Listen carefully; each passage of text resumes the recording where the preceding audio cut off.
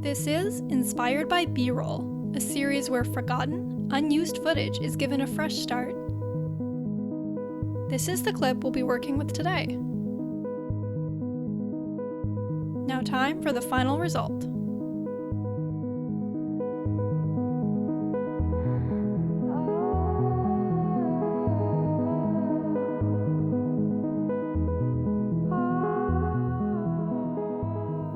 This is the process.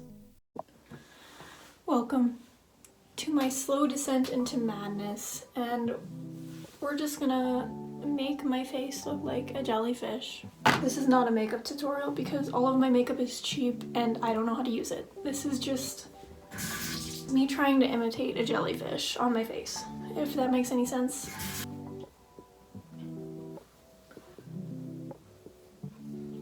Lovely foundation.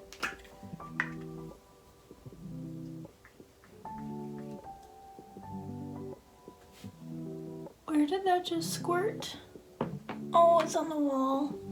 I washed this beauty blender and now it smells absolutely lovely. Which is nice because it's on my face. If this ends up looking really bad, I'm gonna be upset, but not surprised. Just a little bit of like contour, I think, because my face is squishy, but not too much.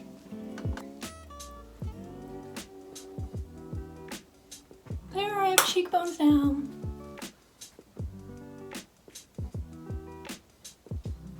You're gonna be seeing a lot of my side profile, and that's problematic. Brows be looking better now. I feel like I'll need a lot of highlight because of the whole jellyfish thing. And blush. Oh my god, blush.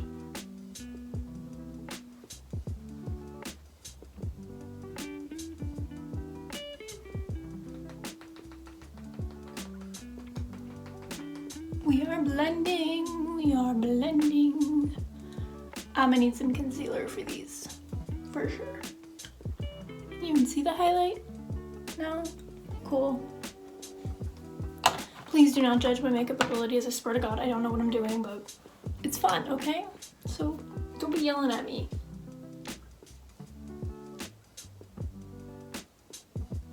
Slightly better. Lines are still there, but I don't know what I can do about that.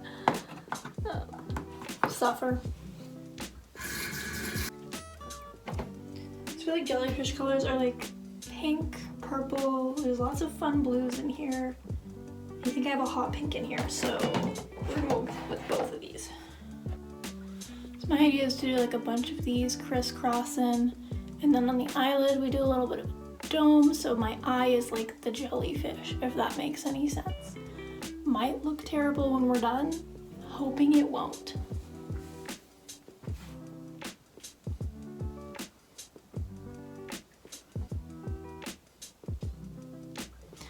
This side's looking much better than this one.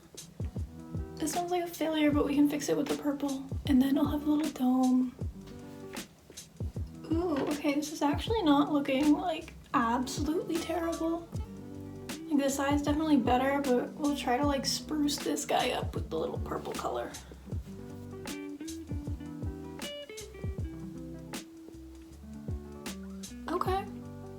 Okay, because we're gonna make this like the jellyfish, right? So it could look cool. We'll need like colored contacts. Oh, I can change my eye color because I'm like good at editing, right? Okay. We can do this. Oh no, it's getting all the way over here. I hate when that happens. There's pink up there. I don't know if you can see it. We're gonna blend it. Don't worry. Do not worry. Don't be worried. Do my eyes look like jellyfish? Do they? Do they look like jellyfish? I am turning my eyes into a jelly. Oh dear God. What? That is a look. I'm not done yet. Don't be mean. I'm still working. Outlining in white. Look good. I'm doing my best with the skills I was given. 0 skills is what I was given. I think that added a little bit of shine. Huh? I'm talking to myself. Okay, Mrs. Jelly. I'm not Jellyfish yet. Okay, Mrs. Jelly.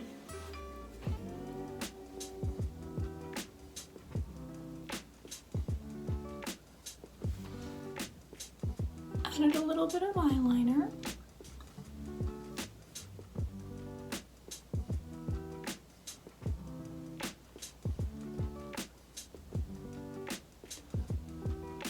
Not terrible. Do I look like a jellyfish now?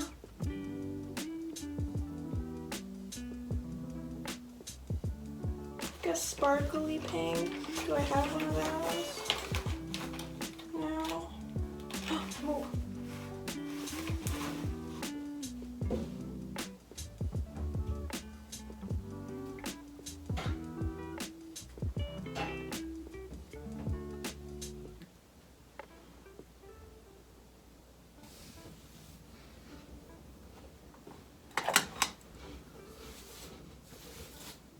I'm glad that being a jelly brings you confidence.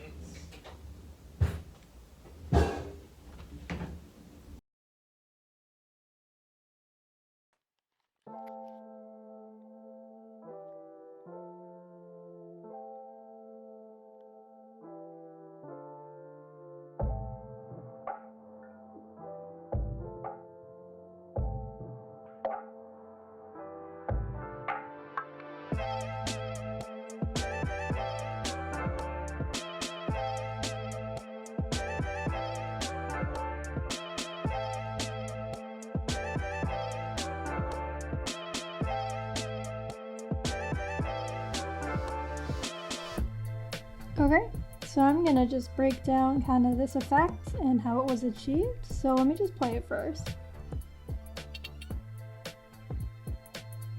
Don't mind the glitch.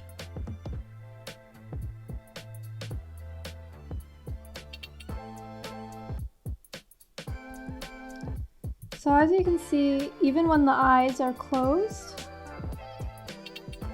it stays in the same spot. And the way you can do that is by specifically keyframes. So I'm going to kind of show how that's done.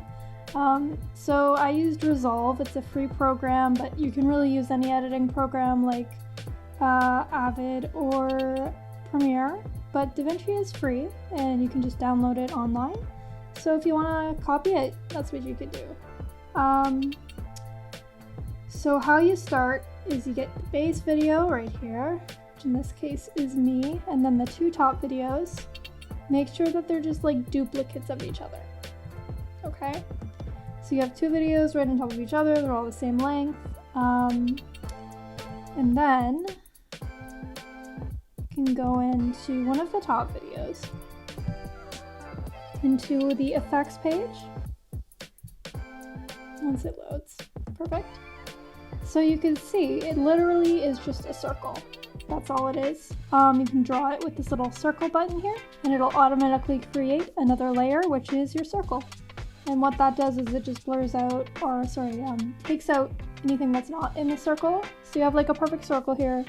You don't have to really crop it that much. So it'll just create the circle, be pretty big at first, but then when you go back in here and hit the inspector, you can transform the size of the circle. So we dragged it all the way down to there, where the circle is located. So you could drag it, you know, up and down. You might have to drag it up. And once I drag it out, you can see how it's kind of like faded to go into that specific area. So that setting is cropping. We cropped it just a little bit once it opens. Perfect. So cropped just the right and left side a little bit and added some softness so that it kind of dissolved into where it was located. From there, you can lower the opacity just a bit, because if it's full, it's a little bit intense. So you want it to be a little bit more natural, so we just lowered the opacity. And that's kind of like how you built the little circle. So let's talk about the keyframes. So keyframes basically tell something where it needs to be at a specific time. So at the beginning, the circle has to be there. But of course it's a video, so I'm constantly going to be moving.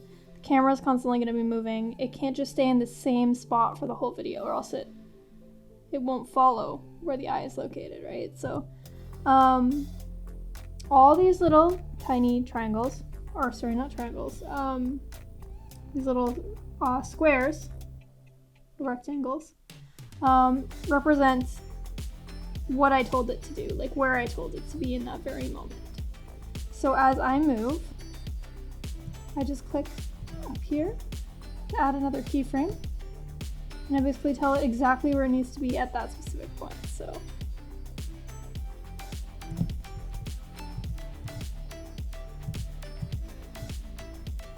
tell it needs to be this way, over this way. We want it right in the middle, so move it there. As the clip progresses, it continues to move, right? So we need to keep telling it where it needs to be. Especially when it gets to the point where the eyes begin to close. So when you get to that point, here we go. You just begin to crop a little bit more each time, so that when you get to the end, in the opening, see all these little squares I have for the crop? Yeah. So that kind of just makes sure that it stays in the same spot. So when you play it all back, minus the lag, should relatively look as if it was a normal eye, and move like a normal eye. So we have some zoom on this video. That doesn't really make that much of a difference. Just a little bit of the positioning. So you basically, it's really annoying, but you have to go frame by frame and just continually adjust where the circle is located. And in the end, it should look pretty cool. So that's how you do that.